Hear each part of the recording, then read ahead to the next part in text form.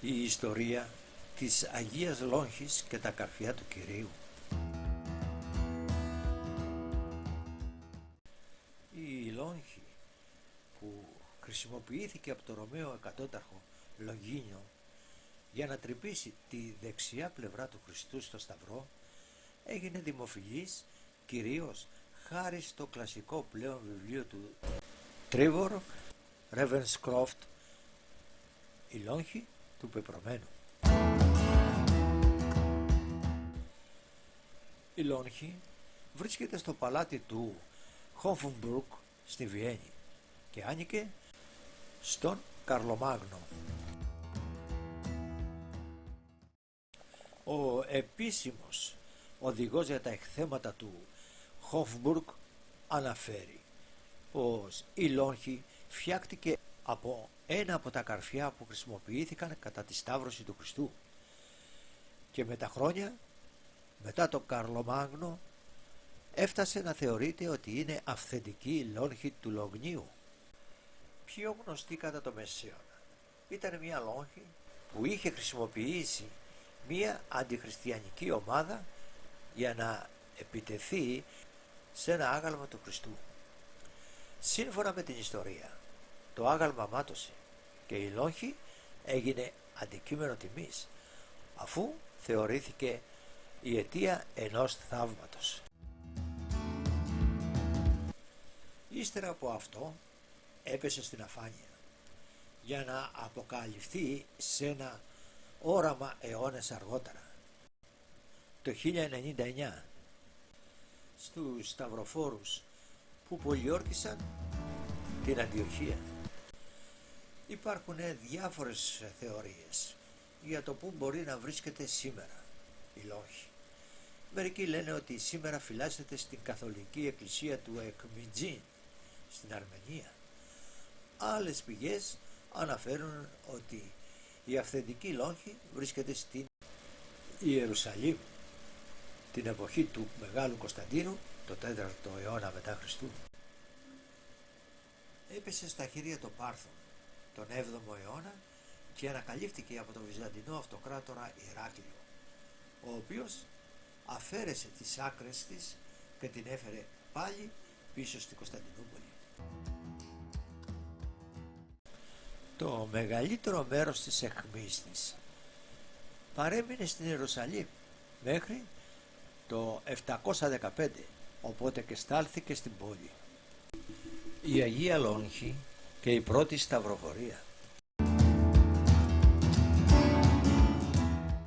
Ο Γοδεφρίδος του Μπουγιών και άλλοι βαρώνοι της πρώτης σταυροφορίας στο αυτοκρατορικό παλάτι του Αλεξίου Κομνηνού Σίγμα αυτή την εποχή μίλησαν για πρώτη φορά για την Αγία Λόγχη. Χωρίς αμφιβολία, ακόμα και σήμερα που πολλοί νομίζουν ότι ο χριστιανισμός πνέει τα λίσθια, μην αναλογιζόμενοι το γεγονός ότι η Ορθοδοξία ζει τη νέα χιλιαετία της, όπως έλεγε ο Στίβεν, όπως τη βιώνουν σήμερα 300 εκατομμύρια Ορθοδόξων λαών. Μετά από την πτώση του κατά βάση άθεου υπαρκτού σοσιαλισμού, υπάρχουν άνθρωποι που αναζητούν εναγωνίως διάφορα ιερά σκεύη που έχουν άμεση σχέση με τον Ιησού Χριστό. Ο Χιτώνας.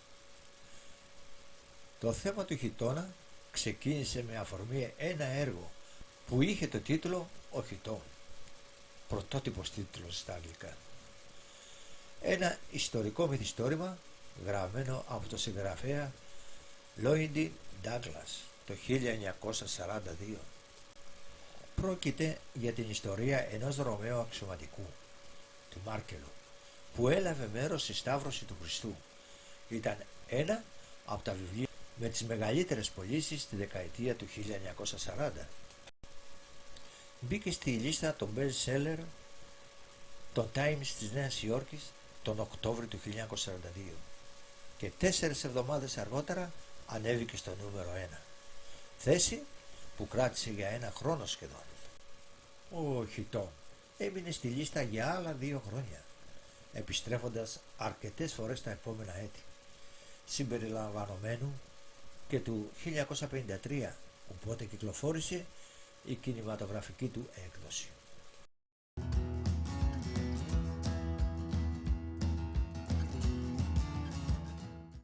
Η υπόθεση του έργου. Η υπόθεση του έργου ξετυλίγεται την εποχή της κατάπτωσης της Ρωμαϊκής Αυτοκρατορίας με φοβερούς διωγμούς των χριστιανών και τις ραδιουργίες των Ρωμαίων αυτοκρατών. Ο νεαρός Ρωμαίος Χίλια, Μάρκελος Γαλλίων, γόνος μιας τέτοιας αριστοκρατικής οικογένειας, σταυρώνει τον Χριστό και ύστερα παίζει στα ζάρια το χιτώνα του, τον οποίον κερδίζει. Ξαφνικά όμως νιώθει κάτι να αλλάζει μέσα του ο Μαρκέλος. Γίνεται χριστιανός, τίθεται στην υπηρεσία του Ναζωραίου, έχοντας σύντροφό του τον Κορίνθιο σκλάβο του Δημήτριο, που η δυνατή πίστη τους στο Χριστό εξισώνει τον άρχοντα με δούλο για να τους κάνει δύο καλούς φίλους αδελφούς. Η Αγία Λόγχη και η πολιορκία της Αντιοχίας το 1097 και 1098. Το θέμα της Αγίας Λόγχης ξεκίνησε με τις σταυροφορίες, όπου οι σταυροφόροι μεταξύ άλλων έψαχναν και ιερά σκεύη, τα οποία εξαργύρωναν με το καλύτερο δυνατό τρόπο στους πιστούς, ιδίως των καθολικών μοναστηρίων, όπως ήταν το Άγιο Μανδύλιο και η περίφημη επιστολή του Κυρίου προς το τοπάρχη της Εδέσης Αύγαρο. Πριν φτάσουν λοιπόν στην Αντιοχία οι σταυροφόροι, ο Βαλδουίνος της Βουλώνης, αδελφός του Γοδεφρίδου του Μπουγιών, και ο Ταγκέρδος, ο ανιψιός του Βοημούνδου του Τάραντα, αποσπάστηκαν από το κύριο σώμα των σταυροφοριών και εισέβαλαν στην Κιλικία. Ο Ταγκέρδος συνάντησε τους σταυροφόρους μπροστά στην Αντιοχία. Βαλδουίνος όμως δεν ενώθηκε ποτέ ξανά με το κύριο σώμα του στρατού των σταυροφόρων. Προσκαλεσμένος από τον Τωρός, τον ηγέμονα της Έδεσας της Συρίας, εγκαταστάθηκε εκεί για να προστατεύει την περιοχή, που κατοικούταν κυρίως από Αρμένιους και Τούρκους. Λίγους μήνες αργότερα ο Τωρός δολοφονήθηκε κάτω από αδιευκρίνιστες συνθήκες και ο Βαλδουίνος ανακηρύχθηκε ηγέμονας της Έδεσας 1098. Ήταν ο πρώτος από τους σταυροφόρους που ίδρυσε κράτος στην περιοχή. Όποιος ανοίξει διάφορες ηλεκτρονικές εγκυκλοπαίδειες ή το διαδίκτυο θα δει ότι την Αντιοχία κυβερνούσε ένας Τούρκος, ο Γιανκί Σιγιάν, πρώην σκλάβος του Σουλτάνου Μαλίκ Σάχ, που τον είχε διορίσει κυβερνήτη της πόλης περίπου το 1090. Αυτός ζήτησε βοήθεια από όλους τους γειτονικούς ηγέμονες για να αντιμετωπίσει τους σταυροφόρους. Μπροστά στην Αντιοχία οι σταυροφόροι λιμοκτονούσαν, αλλά ξεκίνησαν και συνέχεια την πολιορκία. Νίκησαν τους στρατούς που στάλθηκαν από το Χαλέπι και τη Δαμασκό για να βοηθήσουν την Αντιοχία.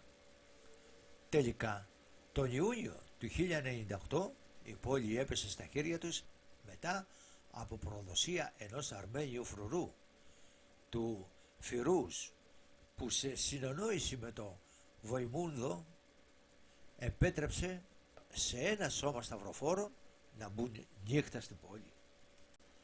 Σχεδόν αμέσως οι σταυροφόροι χρειάστηκε να την υπερασπιστούν από την επίθεση του Στάμπερκ, των Σελτζούκων, της Μοσούλης, του Κέργοβα και των συμμάχων του. Τις κρίσιμες ημέρες της πολιορκίας τους από το Κέργοβα, ένας άσημος προσκυνητής, ο Πιέρ Παρντολομή, άρχισε να μιλάει για οράματα που είχε για την Αγία Λόγχη. Την Λόγχη με την οποία τρύπησαν τον Χριστό στο Σταυρό, ότι δηλαδή βρισκόταν στην Αντιοχία. Πολλοί τον πίστεψαν και όταν πράγματι βρήκε μια λόγχη σκάβοντας σε μια εκκλησία, οι σταυροφόροι πήραν θάρρος πιστεύοντας ότι ήταν αυτό σημάδι ότι ο Θεός ήταν μαζί τους.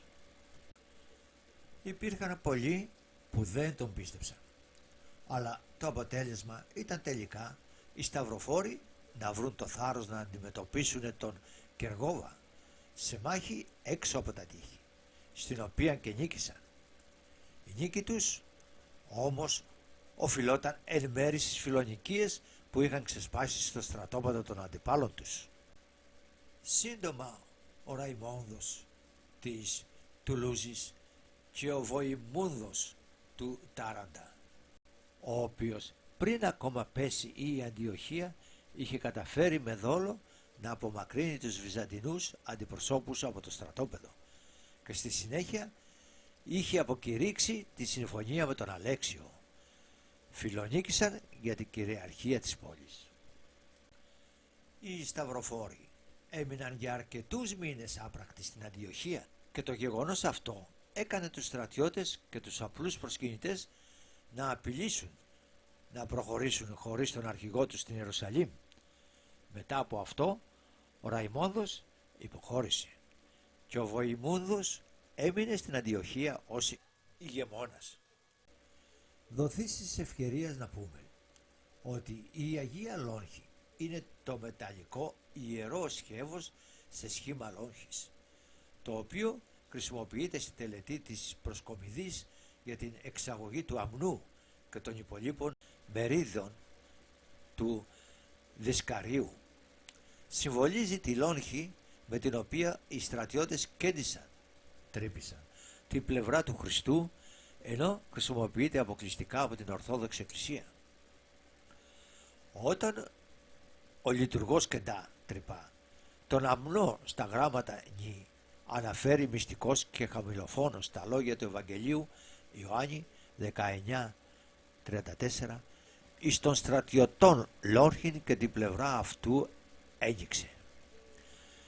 Το 1241, μετά την πτώση της Κωνσταντινούπολης στους Φράγκους, ο Λουδοβίκος ο Έκτος, βασιλιάς της Γαλλίας, παρουσιάστηκε με ένα κομμάτι της μύτης της Λόγχης και μία συλλογή από θρησκευτικά αντικείμενα, τα οποία στέγασε στο Σεντ Σαπέλ στο Παρίσι. Το μεγαλύτερο μέρος της αιχμής ωστόσο παραμένει στη Κωνσταντινούπολη και έπεσε στα χέρια των Τούρκων το 1453.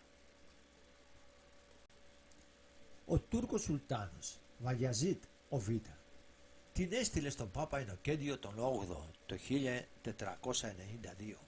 Από τότε βρίσκεται κάτω από το τρούλο του Αγίου Πέτρου. Κατά τον 16ο αιώνα ο Πάπας Βενέδικτος ο 14ος είχε μια ακριβή εικόνα της άκρης της Λόγχης που βρισκόταν στο Σεντ Παλέ και βρήκε ότι ταιριάζει τέλεια με το δικό του μεγαλύτερο κομμάτι. Κατά τη Γαλλική Επανάσταση όμως η αιχμή εξαφανίστηκε και κανείς δεν γνωρίζει από τότε που βρίσκεται.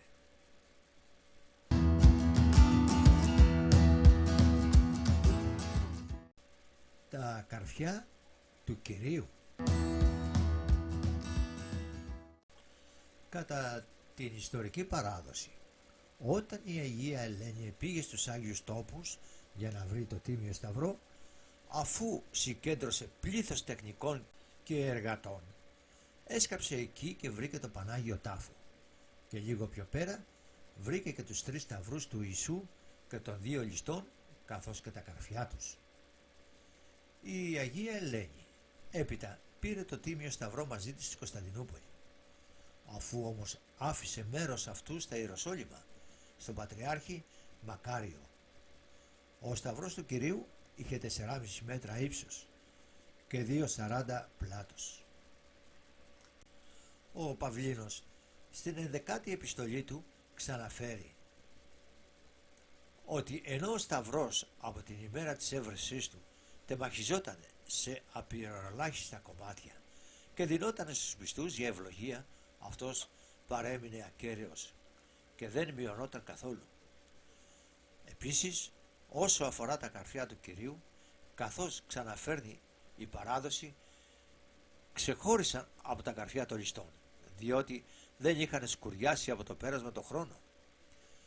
Φαινόντουσαν σαν καινούρια, ενώ των ληστών ήταν σκουριασμένα. Μία άλλη παράδοση θέλει τα καρφιά αυτά να τοποθετούνται γύρω από το κεφάλι του Ανδριάντα του Μεγάλου Κωνσταντίνου για να συμβολίζουν με τη λάψη του ηλίου τη δύναμη του θεϊκού φωτός και τη μεγαλοπρέπεια του αυτοκράτορα, που είχε ως ακτίνες στο κεφάλι του τα ίδια τα καρφιά του Κυρίου.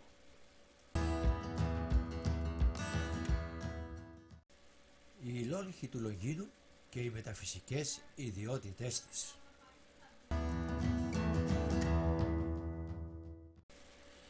Γιατί τι ψάχνουν όλοι οι κατακτητές?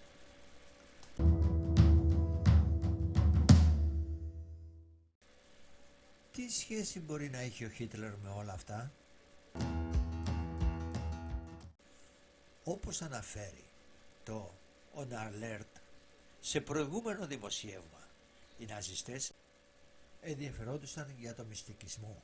Συνεπώς ήταν απόλυτο φυσιολογικό ο Αδόλφο Χίτλερ, μετά από εκείνη την πρώτη επαφή με τη λόγχη, να αρχίσει μανιωδώς να μελετά την ιστορία της.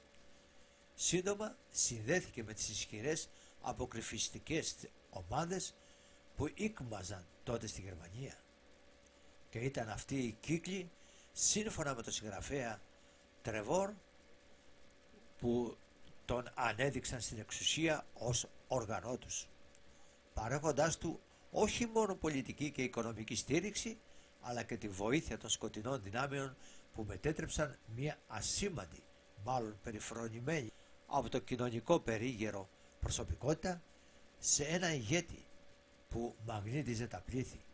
Και όταν τελικά απέκτησε και την όχη, ο Χίτλερ ήταν πια σίγουρος ότι θα κυριαρχήσει τον κόσμο.